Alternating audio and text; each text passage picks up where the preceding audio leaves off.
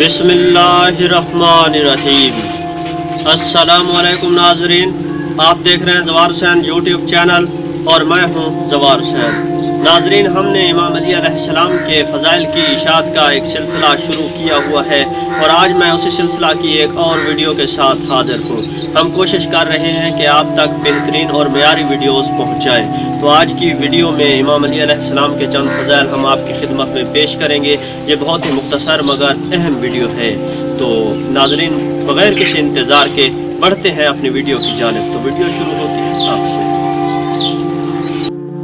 पैगंबर सल्लल्लाहु अलैहि वसल्लम से मनक़ूल है कि हज़रत सल्लल्लाहु अलैहि वसल्लम ने फरमाया, जान ले जिसने अली अलैहिस्सलाम को दोस्त रखा तो खुदाबंद उसके दिल में हिकमत पैदा करेगा और उसकी जुबान पर सच्चे कलिमात जारी करेगा और उसके लिए रहमत के दरवाजे खोल देगा।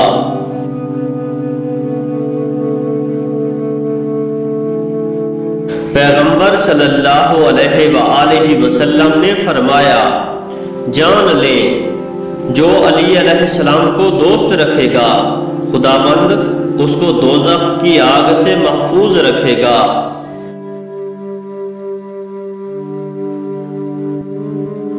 रसूल खुदा सल्लल्लाहु अलैहि वसल्लम ने फरमाया, अली अलैहिस्सलाम से दोस्ती दोज़ख से नजात है।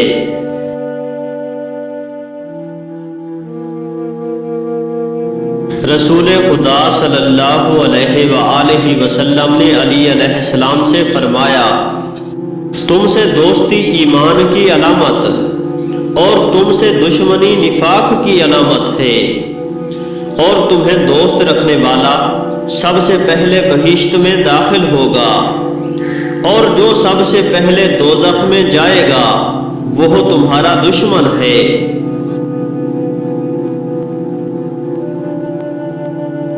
इब्ने अब्बास कहते हैं, रसूल खुदा सल्लल्लाहु अलैहि वसल्लम ने अली अलैहिस्सलाम की तरफ देखा और फरमाया, तुम्हें मोमिन के अलावा कोई दोस्त नहीं रखता और मुनाफिक के अलावा कोई तुमसे दुश्मनी नहीं करता। जिसने तुम्हें दोस्त रखा उसने मुझे दोस्त रखा और जिसने तुमसे दुश्मनी की उसने मुझसे दुश्मनी की है। मेरा दोस्त खुदा का दोस्त और मेरा दुश्मन खुदा का दुश्मन है। अफसोस है उस पर जो मेरे बाद तुमसे दुश्मनी करेगा।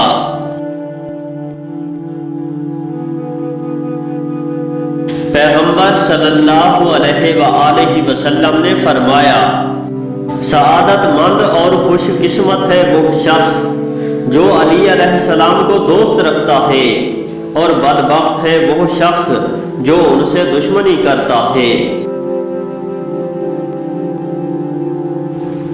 रसूल खुदा सल्लल्लाहु अलैहि वसल्लम ने फरमाया, मेरी उम्मत के दरमियान इख्तिलाफ और तफरका पैदा होगा और फकत अली अलैहिस्सलाम और उनके असहाब हक पर होंगे।